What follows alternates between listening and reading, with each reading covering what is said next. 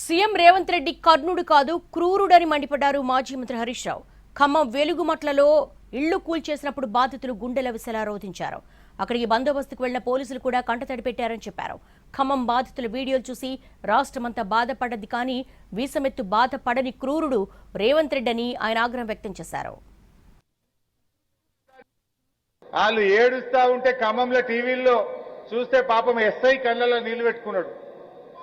అక్కడ పోయి నిలబడ్డ ఎస్ఐ ఆ ఇండ్లు కూలగొడుతా ఉంటే గుండెలవిసిపోయే విధంగా అక్కడ అక్క చెల్లెలు ఏడుస్తుంటే పాపం ఆ బందోబస్తుకు పోయిన ఎస్ఐ కళ్ళల్లో కూడా నీళ్లు ఆగలేదు. రాష్ట్రం మొత్తం 16 కోట్ల మంది, ఈ దేశం మొత్తం ఆ ఖమ్మం వీడియోలు చూసి బాధపడ్డారు.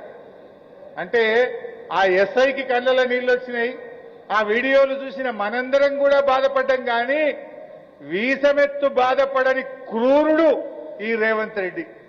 నువ్వు కర్ణుడివి కాదు, నువ్వు క్రూరుడివి.